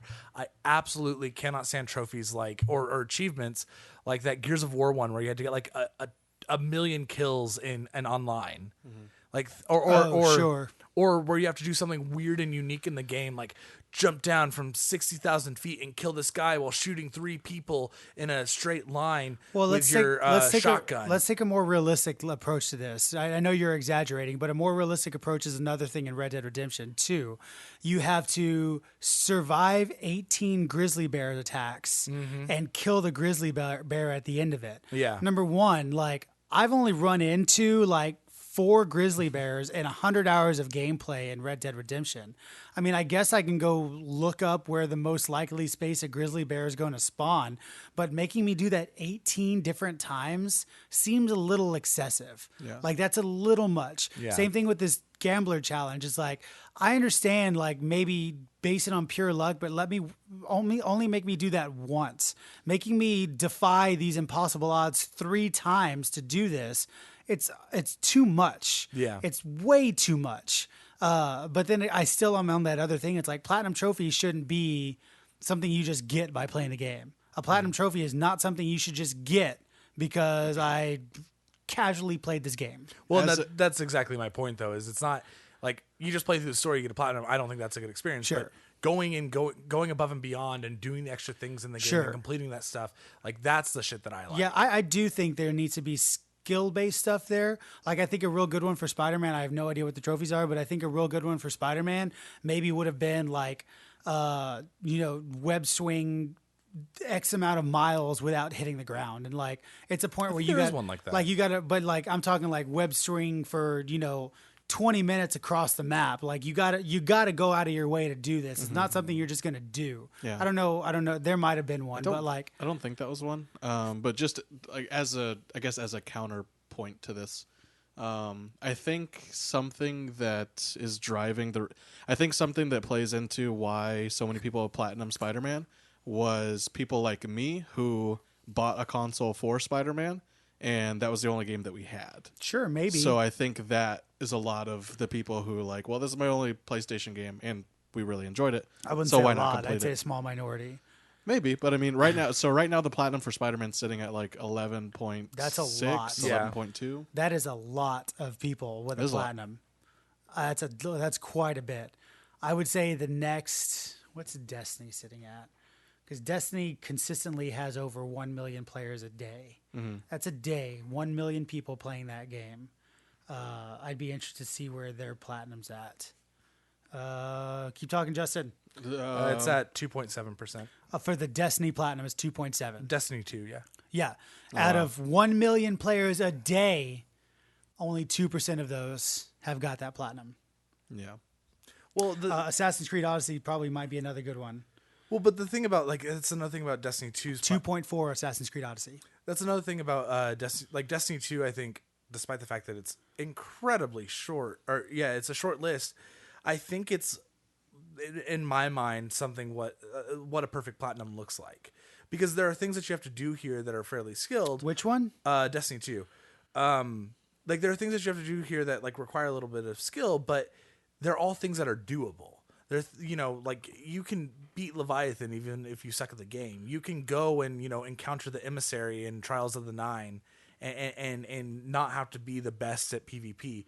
The hardest one on here was they changed it, but it was completing the Nightfall or the Leviathan. Sure, yeah. On prestige difficulty. But it's just, this is just fucking play the game and do all the different things and don't just put it down or don't just play through the story and expect to have it done. Yeah, I think I personally think Destiny was on the easy side because I think all the stuff. Yeah, but you don't have to go out of your way to do the Nightfall. I think at some point in time everybody's going to do a Nightfall. Well, does that make sense? But like, I think, maybe double check that one. I could be completely wrong. I agree with you that Destiny had a really achievable. 24% have done a Nightfall. I agree with you that I think Destiny had a very achievable platinum for everybody, but like,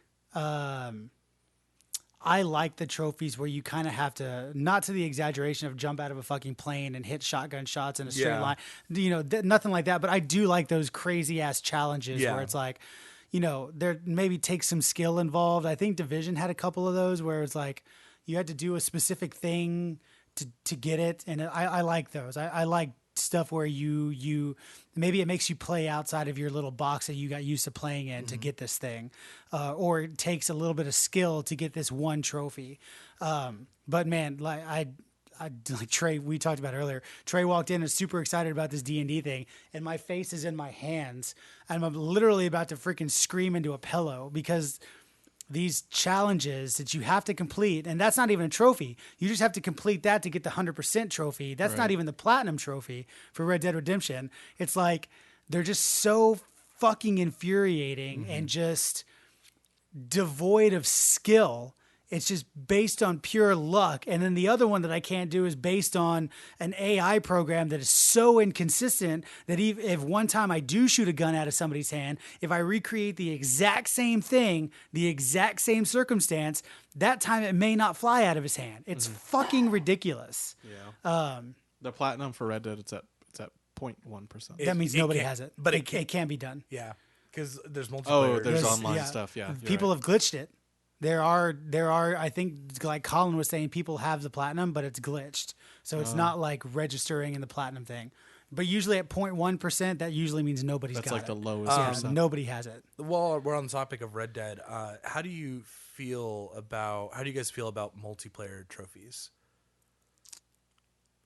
I personally, I think that they're okay. You know, I think that platinuming a game means that you went above and beyond and completed everything that a game has to offer. Sure. And if a game offers online aspects, then that should be included with it as well. I agree with you. However, the one I don't agree with is the Gears of War one, where you have to get I think you're right. I think it was like 500,000 kills in multiplayer. I think it was a million. I think it was in the millions. And so like, that's a whole new level of experiencing the multiplayer. Right. I think if you go to the Red Dead one, all the Red Dead Redemption 2 ones for online, they're achievable to a fairly, like that borderline hardcore casual, because you got to reach level 50. You got to create that's called a persistent posse.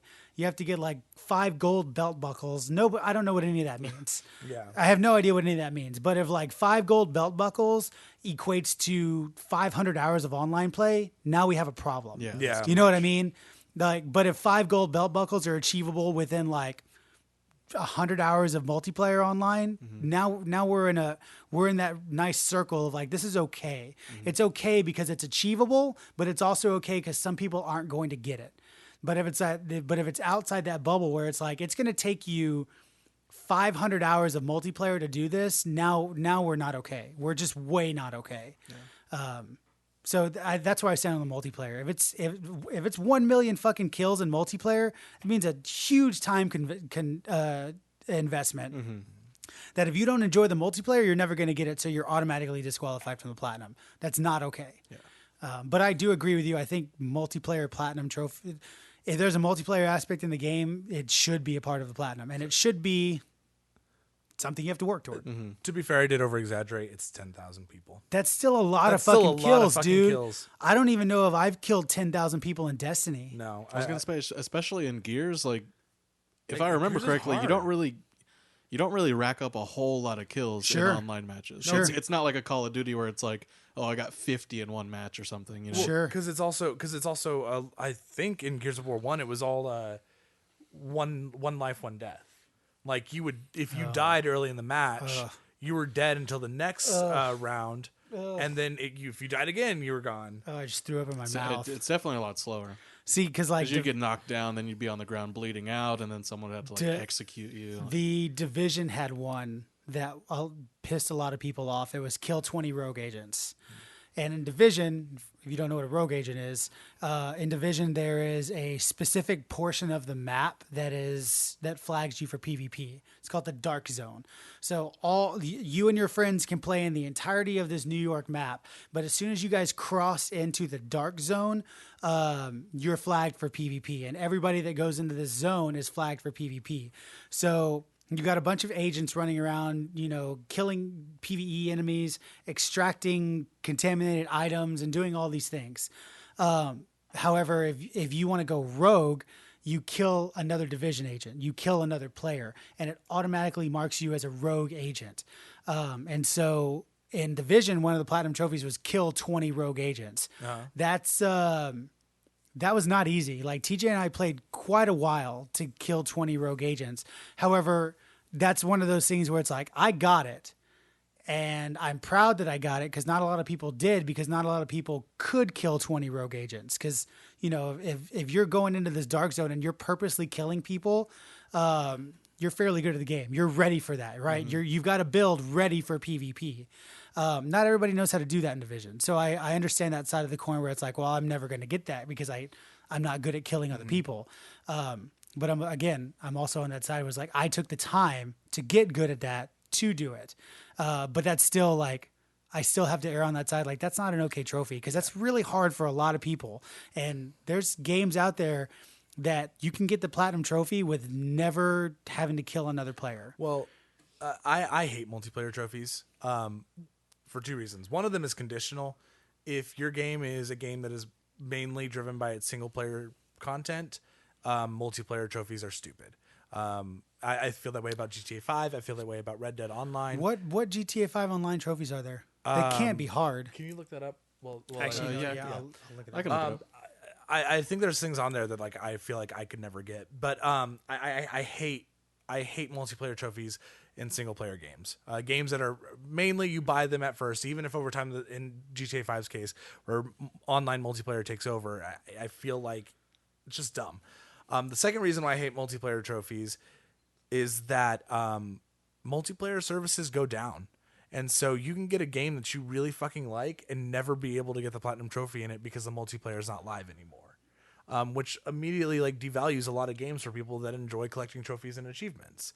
If you pick up Gears of War on Xbox 360 and you want to get that 100%, you can't because Gears of War 1 multiplayer might not be up anymore. Yeah, that's true.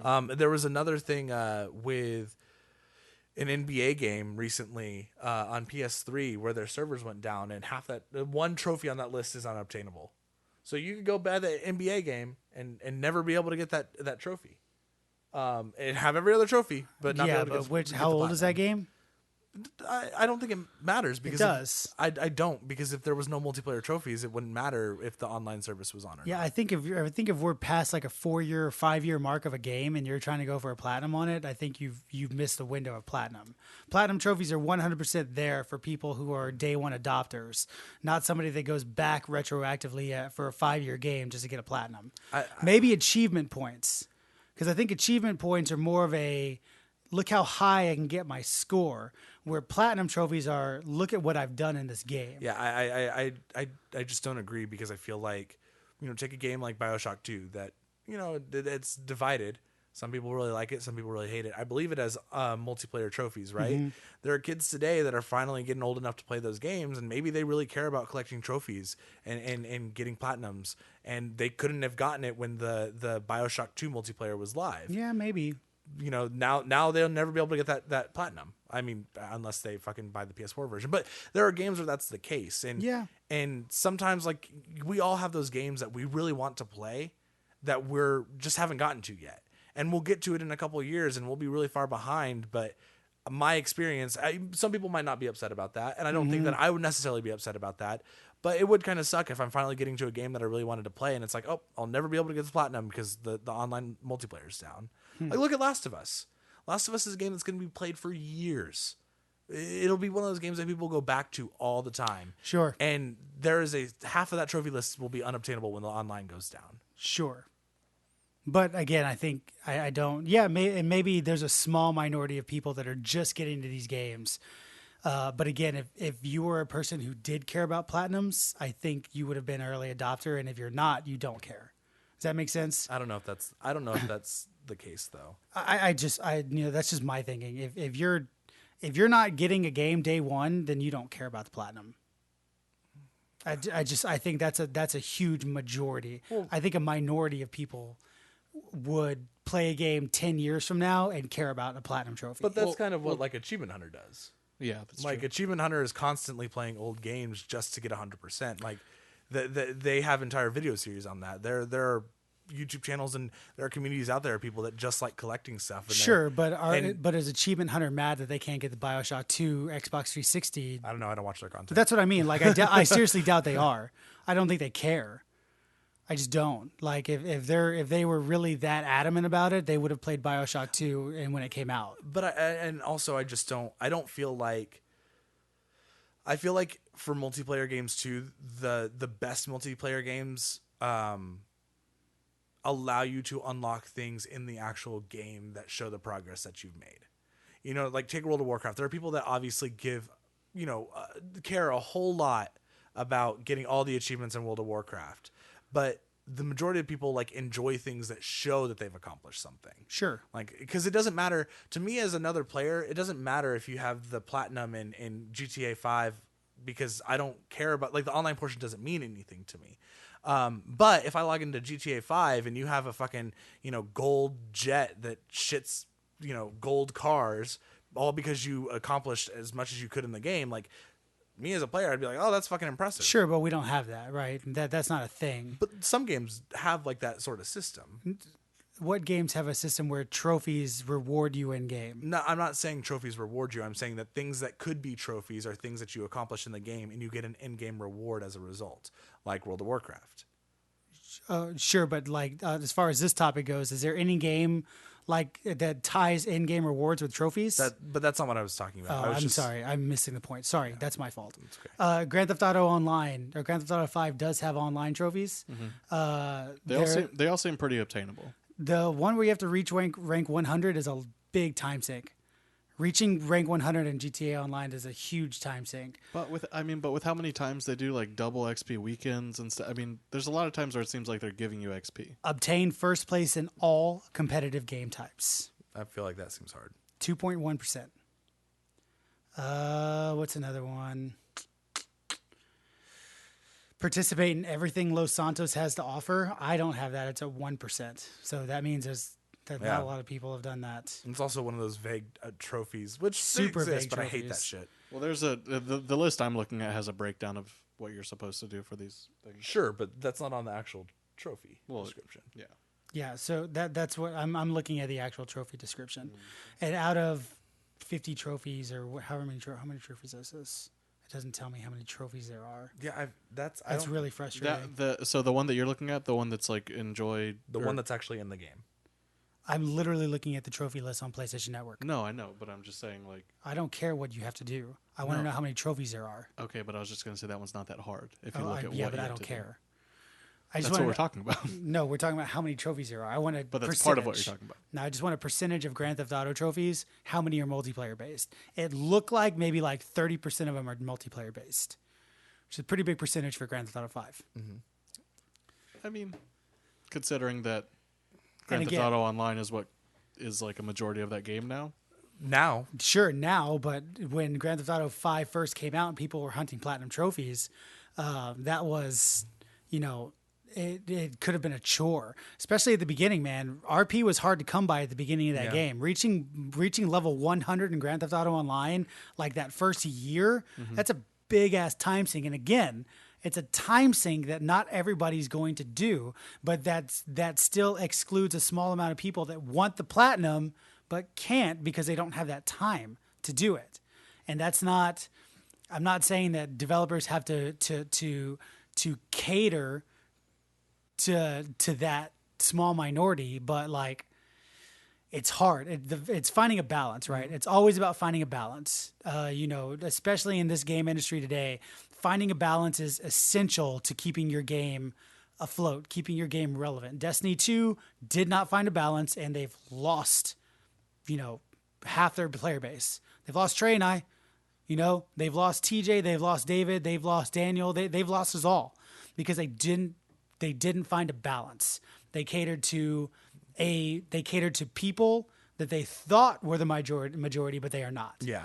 And the same thing kind of goes for trophies. It's like, when you're coming up with a trophy list and you're putting that into your game, you got to think about the gamers as a whole, not the people that are just going to sink 2,000 hours into your game. Yeah, and that's kind of where I come from on the multiplayer side of it. Because like, take a game like Call of Duty, right?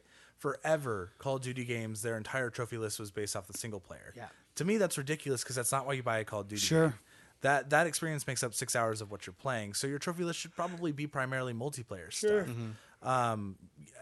But for Red Dead Redemption and GTA 5, at least GTA 5 at launch, like people were buying that game for the story. Sure, of course. GTA, like I think people forget, like people were excited for GTA 5 online, but a lot of people didn't like GTA 4 online, and it was only like a year or so after, probably GTA 4 or 5. What they didn't like 4 online. Got it. And so people like wanted to play 5 online. They were excited for it, and they thought it sounded cool. But it wasn't really until after Heist came out where GTA 5 online really picked up and started taking over that game. Sure, yeah.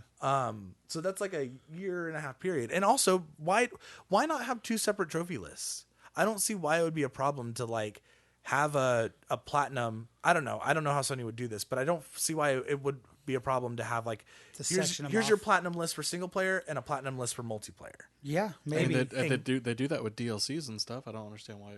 Yeah, they usually just don't add a platinum on the deal. Well, actually, some DLCs have added platinums. Most DLCs have platinums. No, I'm sorry, not platinums. But they have trophy lists. They have trophy lists, and they affect your total completion under that platinum. There's a percentage on it, so like too. Destiny, if you go to my Destiny profile, I'm not at 100% anymore because I'm at 93 because I haven't done all the Forsaken trophies. Yeah. And that's a little bothersome, but it's not a huge deal to me. It doesn't take away my platinum. So I'm looking at the Red Dead 2 online trophy list since we're kind of on the online thing. I think we can all agree like a trophy based on pure luck is ridiculous. Yes, I agree with that. So that's my stance. But then I also don't want a casual dude who puts 20 hours in to beat Spider-Man, the single player story to get a platinum. That's also, to me, that's not okay. Yeah, it's the hard balance of what takes time versus what takes skill. Sure. Yeah. You know? Yeah, exactly. So none of them have been completed because you can do this. Complete the intro. Easy. Yeah, that's easy. Take part in a series. I'm assuming series or heists. Because you take part in a like series. season. Oh, maybe. Season. Ooh, okay. See, that's the thing. It's hard to guess what these are because we have no idea. Accept 10 free roam missions from characters around the world. That's easy. Sure. I think. You I would mean, hope. it just says accept. I mean, that's just you're just taking accept a quest. 10 free roam missions from characters around the world. Play 5 free roam events. So you'll get that while doing your 10 free roams. Hover helicopter thing or parachute and pull it last minute probably. I don't know. I don't know what a free roam event is. That's what it sounds like to me. Just See, whenever I hear free roam event, I picture like, hey, can you go get me some deer pelts? That's a mission.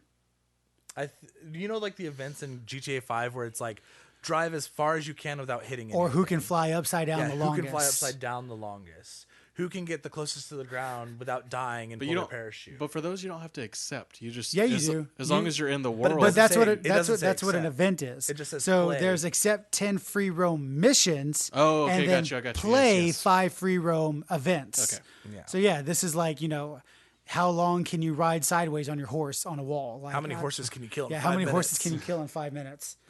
God, that's just horrible. So now there's achieve 5 gold belt buckle awards. No clue what that is. From awards. Yeah. No clue. Achieve MVP 3 times in a round with at least 4 players. So that's going to be another thing where it's like basically win first place in whatever you're doing, which could be hard for a lot of people. It could be very hard. The challenge, not challenges, the objectives in missions where it's like silver and bronze and stuff, are those belt buckles? Because they kind of look like belt. It's like a cowboy on a horse, they right? could be, sure. I think that's a belt buckle. So maybe it's like get 5 gold. Concurrently own 5 horses should be fairly attainable. I'm so stupid. I read that as houses.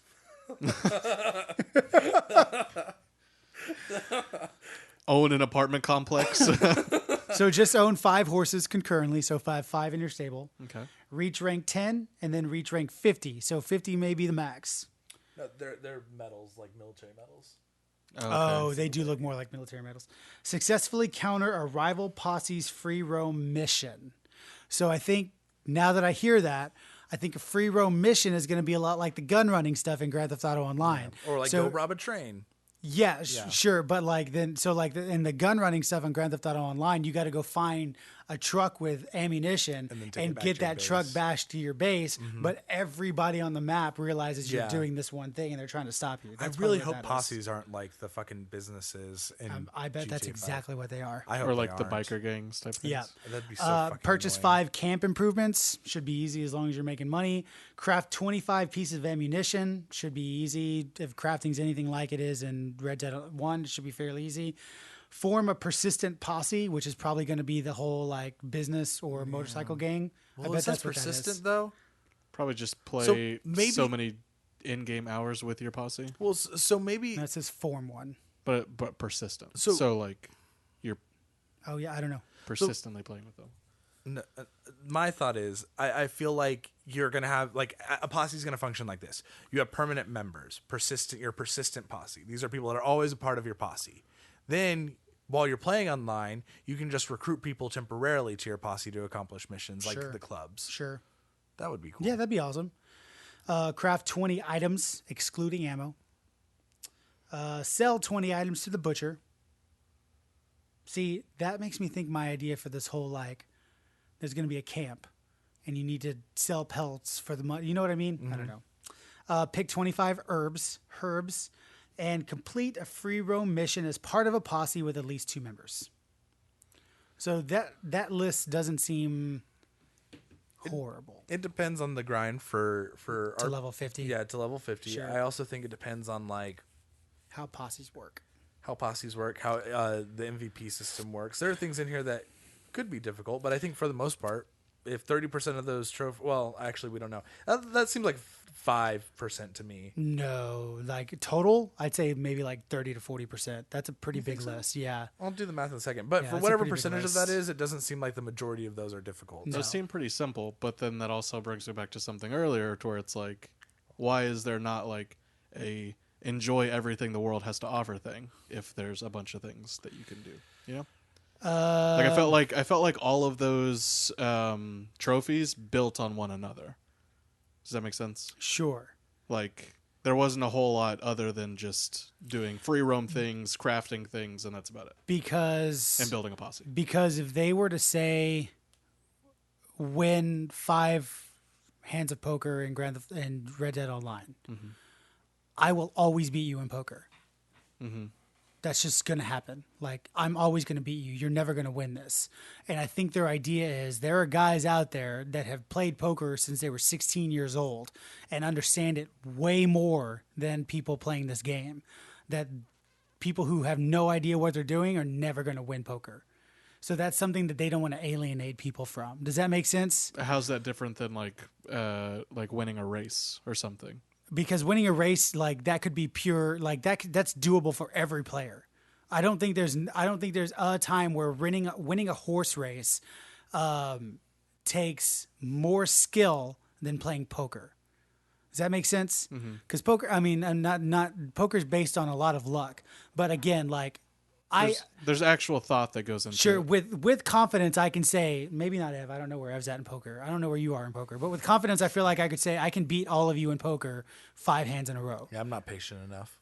Just by, because like I said, I've been playing this for fucking years. I just feel like I can do that. We could stream us playing poker. That would be real boring. Or it'd be real fun. Yeah, it could be fun. Anyway, my point being is like, and there's guys out there better than me, right? I know a drummer named Bobby Moss who's way fucking better at poker than me. And it's not that he's any luckier. It's just he is really good at manipulating the table. And that's poker right there. Dominoes is kind of the same way. It's like where the strategy lies in dominoes is learning where to block. Like counting your dominoes and figuring out what's on the table and figuring out what people might actually have. There's people that are way better than that than some other people. So that's an element online that's going to alienate a shit ton of people and get people further away from the platinum. I say that, but then we've got a fucking single player platinum that depends on 100% completion based on a fucking challenge. It's based on pure luck. However, that's against a computer, so it's different. But I'm not even saying necessarily a trophy online for winning a thing. I'm saying like a trophy just for doing like.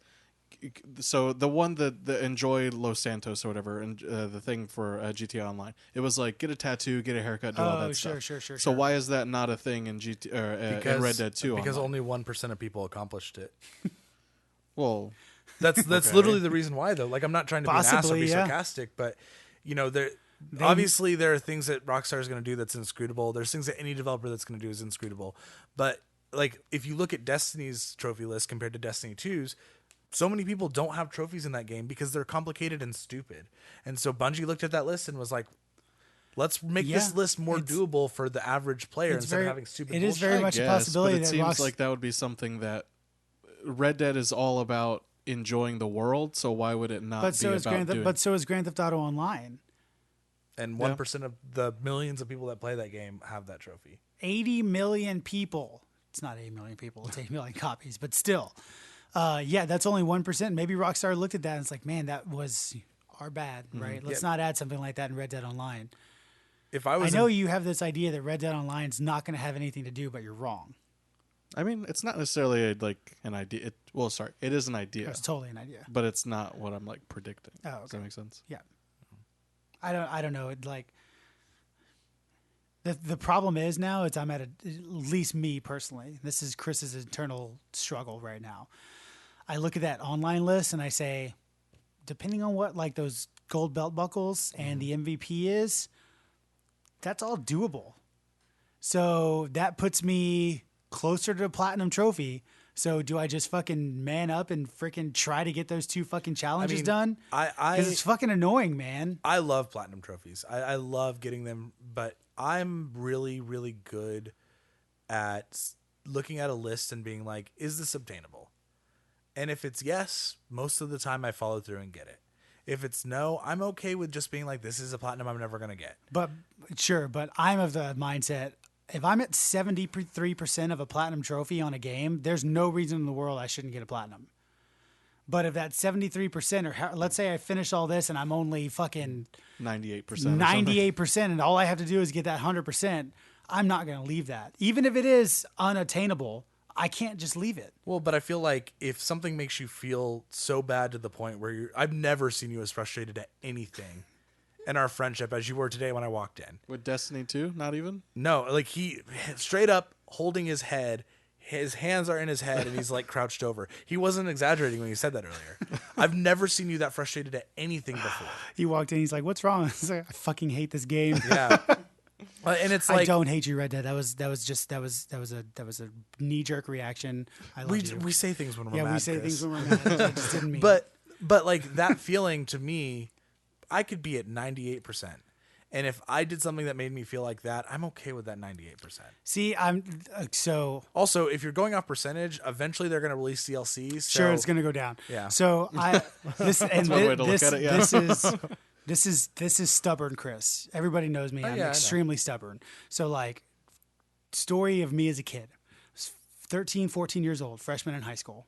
I walked onto the football team, and I'd never played football one day in my entire life. But I really enjoyed the sport when I was a kid. And so when I got into high school, out of a Catholic school, mind you, where football just wasn't a thing, I go to this high school and they offer a football team. It's like, you know what? I really enjoy watching this game. I want to go play.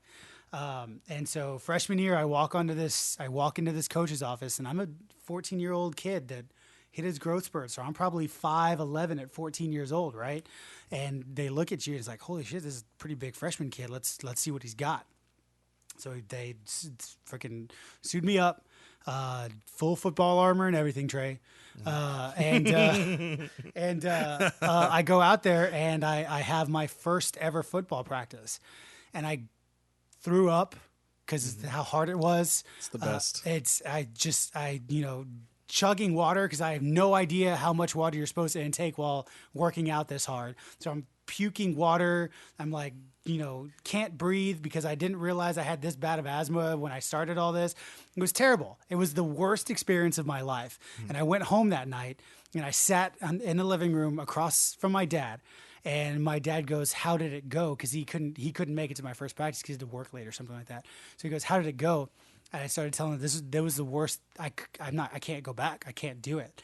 And it wasn't one of those things that's like tough dad of like, "I didn't raise a quitter, you son of a bitch," right? But it was like, he said, "Whatever you decide to do, I'll support." You know my parents. Yeah. They're just like that. Whatever you decide to do, we will 100% support you.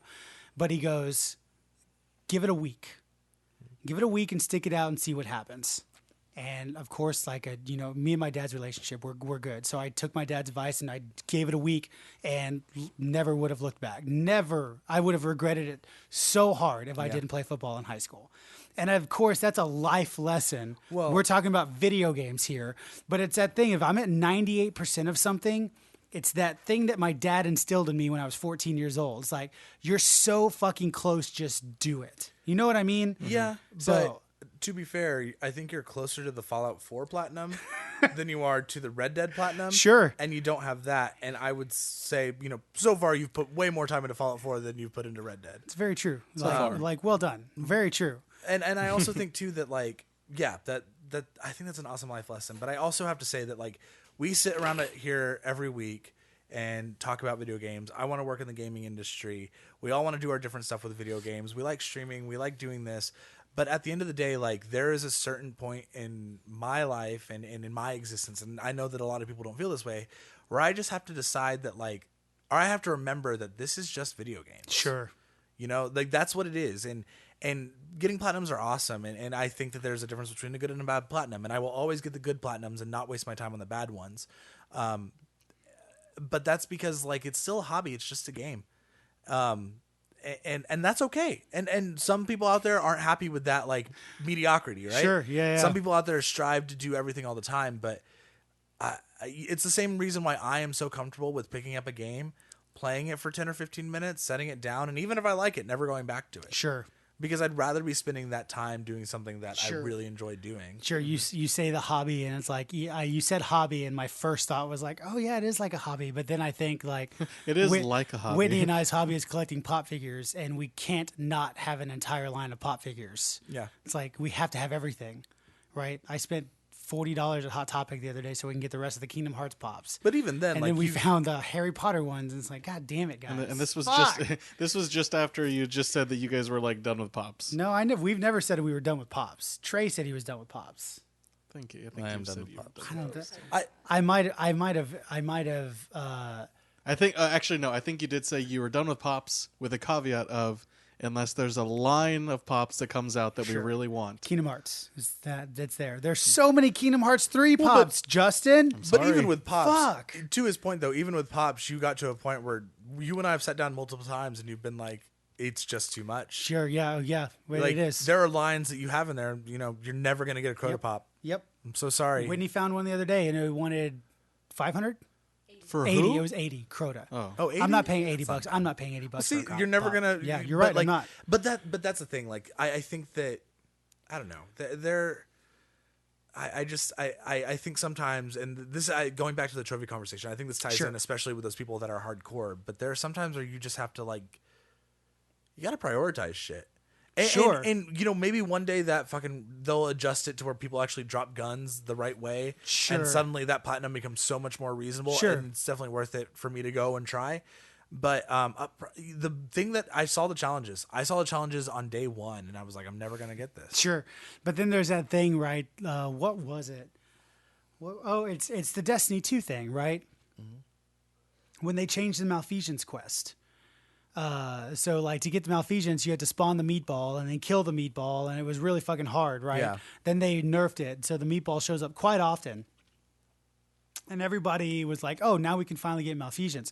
But that select group of hardcore Gambit players got Malfeasance the original way, and they were pissed off because it was easy to get Malfeasance after the update, right? Yeah. You've got that then. It's like, well, maybe now the sharpshooter challenge is actually obtainable for the random schmo guy who put 900 hours into Red Dead instead of the fucking MLG 360 no-scope guy that put 1,300 hours into Red Dead Redemption. It's like, but those MLG pro guys are going to be like, this is fucking stupid. I spent this blah, blah, blah, blah, blah. And like, I don't think Rockstar's ever changed. No. So they're not going to, But, unfortunately. well, I'm not saying change the trophy. I'm saying change the way, like, The Oh, mechanic. change the way, Maybe the it's way a it works. glitch, Sure, and- yeah, maybe. Yeah, but yeah. you know, there's also a thing with video games that I think people, not to be the fucking soapbox video game preacher right now, but why there needs to be a thing that people have to get to after a certain point where it's like, stop looking at other people's fucking bowls. Yeah. Your bowl has enough in Oh, it. bowl. I just said balls. Yeah, balls. Great But balls. Your There you bowl go. has 2 great enough balls. in it. Stop looking at everyone else's. Why does it matter if you Sure. got the Malfeasance quest easier than Sure. you? Guess what? You Yeah. have a better fucking story. Yeah, Sure. that's what I was gonna say. The point of trophies for some people, or maybe even most people, it could be to show off to other people, but at some point it kind of does have to get to a point of it's for you. You know, nobody cares. Like nobody cares that you put 1,000. I care. I judge you because the only platinum you have is Spider-Man. I mean, sure. I mean, But guess what? I'm not going to lose any sleep over that. You That- should. The reverse of that judgment, though, is that fucking prestige trophy, where it's like you and Yeah. I got it because we just did a prestige nightfall. Yeah. Which by the time that like the first DLC came out, that was really easy. Yeah. But now you have to do a prestige raid. You and I don't think have ever done a prestige raid. So Not now you have going those to in fucking Destiny 2. douchebags that are like, oh, we got the trophy the real Yeah, way. not going to in Destiny 2 nope, either never. because the Prestige Leviathan shit is just ridiculous. It's not worth doing. Yep. So That's most things in Destiny. it's very. You're not wrong, sir. That is the most true statement that's ever come out of your mouth. Any final thoughts about trophies, guys? Some are good, some are bad. Yeah, man. I don't know. I think Ubisoft has a good trophy formula, personally. I think they very much do it similar to the way that Sony does. Sony, yeah, sure. And their games are a lot bigger, so Yeah. it works. It works for those out. games Yeah, a and it little better. rewards those people that are willing or can put in that time investment to a Ubisoft game. You know what I mean? I like the way Ubisoft does their trophies. Sony too, of course, but I think Sony puts it in more people's reach than Ubisoft does. Well, I think Spider-Man's a really weird exception though, because it's not as open world as a lot of their other games. Sure. So it I following haven't that played Spider-Man, formula, so- I mean, Does it really feel small it feels like compared to Horizon Zero Dawn, compared to God of War, compared to Red Dead Redemption, compared to God of especially. War? Because Yeah. God of War is more linear than it is open. But the open world there's so many secrets and stuff Okay. that like you Okay. can unlock. it. But Spider-Man feels like it was mostly its development was mostly centered around its story. Would you say that's fair? Yeah. And the open world stuff, while it's there, it almost feels ancillary to the Sure. product. Whereas like in Horizon Zero Dawn, the open worldness is kind of like the foundation for what that game Sure. is, so that trophy works for it. better. Getting out of the Sony thing, it's like you say that about Spider-Man. It's like Spider-Man has that, they concentrated on the story, which made that game amazing. The open world didn't. Where Horizon Zero Dawn, like you said, I've read the story. I spoiled it for myself because I wanted to. Story's so good. Sounds fucking great, and the open world about Horizon's great too. But again, going back to the praise of fucking Red Dead, it's like that story still to me is the best story ever told in a video game, hands fucking down. Yeah. And it's the best open world that's ever been developed in any video game platform ever. Well, and that's And it's crazy that it's just crazy. It's fucking nuts. It's 7 years, dude. I don't think I could go play Spider-Man now and I could enjoy it. I think if you focus on the critical path. Sure, I could enjoy it 100%, but like walking around New York City would almost be like a dumbed down version of walking around Saint Denis in Red Dead. It's like, you know what I mean? It's just fucking, I don't know how to That's the thing describe about it. Spider-Man, though. I would say the two reasons why you play Spider-Man are first the story, Sure. first and foremost, and the swinging. Like there's not a reason to be on the ground ever, but the swinging is so good and it feels so good that it like there are times I think Justin and I both did this where we both logged in and we're like, I'm gonna do this, this, and this, and we ended up swinging around for 2 hours. I can That's say, pretty cool. like honestly, because you can fast travel in the game as well. I very rarely did that. I think I did that at the very whenever I was chasing the platinum and I had to go from like one end Yeah. of the island to the other to Yeah. get to like a mission. I fast travel that way. mean, and but that's for good. most of the game, I'm just like, I'll swing there. Yeah. It's fine. I never fast traveled in Red Dead 2 until I started going for platinums. Never used a stagecoach ever I don't in think Red Dead 2.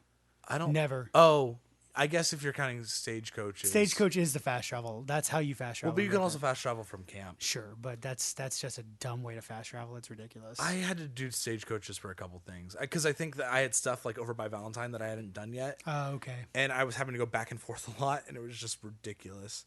But yeah. If you guys like what we do, please rate, review, and subscribe to us on iTunes, the Google Play Store, and now Spotify. You can follow us on Twitter at TwinStickRadio or on Facebook at facebook.com/TwinStickRadio. Also, while you're on Spotify, go look up Cedars the band because we just released our new single. And cool. Congrats. like them, follow them. Listen to their song on repeat when you're not home so they can get all the royalty checks. Yeah, Or just I send think it's, them money in the mail. That's I cool think too. it's like, I want to say it's like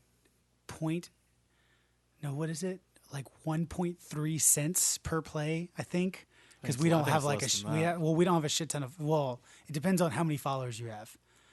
So if you have like no followers whatsoever, it's like less. But if you have like a certain amount, you can do like and it goes up from there. Like Taylor Swift makes like 10 cents per play on Spotify or something like that. Also, I don't know if Chris made it clear, but Cedars the Band is the band that he plays guitar in. Oh, sure. So that's the reason to go listen to Cedars the Band. Yeah. He's actually just their number one fan. Yeah. I'm president of their fan club. While you're at it, go listen to Panic at the Disco on Spotify. President of their Drew Heaton fan club. He's just writing like Cedars like fan fiction. Like You can follow the show on Twitter. Oh, no, I already did that. You can follow all of us on Twitter as well. I am at Darth Trey. Chris is at Short Change Hero with the 3 instead of the E in Hero. And Justin is at Justin T. Lopez. The show is produced and edited by Everett Jordan. Give him a follow on Twitter at the56, all letters, no numbers. And the theme song in this show is by Connor Manning. Follow him on Twitter at Connor13, 1 N and Connor, 13 spelled out. And hire him to do the theme song for your show by going to downstreamstudios.com. Whitney's had this like horrified look on her face for the last like 5 minutes while she's reading or watching something. She's watching this amazing like spray paint video. Oh. She's like using sand and just her hands and making this awesome. Is that artwork. sand? It's sand. It's colored sand. It's very just enticing. amazing. It's People have too much free time. No shit. If you're that good at something that like that, that's a lot of practice. You Get deserve a job, trophy. hippie. You deserve it. I say that, but I've got 20 plus years of experience playing guitar. Now she's gonna sing. But that's a lifetime thing, right? That's why she That's does not. it. Is that the same? It's the same, right? Like people who just like dress up like the Statue of Liberty and stand there. Oh, that's cheating. Well, no, she like this. This is like art. Like this Get is out of Sure, here. but- Stop cheating. Yeah, like what my point being is like I was about to agree with Trey when it's like, yeah, she has way too much time on her hands. However, I've been playing guitar for 20 plus years and I'm fairly good at the damn instrument. Some people might have said like, oh, you've wasted, half your life playing guitar, but you could be investing in I'm stocks. not saying But- she wasted anything. I'm just saying she had but a lot my of time. but my point being is she's doing that on the street for no money. I don't know. I make money. I make money playing guitar. I don't know. It's kind of like doing a podcast and not getting any money from the podcast. Good call. At this rate, we've probably done like 600 or 700 hours worth of podcasts in the last 3 years. Justin- I really Just- wish this yeah. was an episode of The Office. That way I could just Justin's face. It was that. Have you ever seen that meme of the little black kid that like something blew up in the microwave? Oh, and it yeah. That was Justin's face. That's good shit. All right, guys. We'll see you next week. Bye. it's the meme of like, hello darkness, my old friend. Seriously. Brainless idiots, curse you all!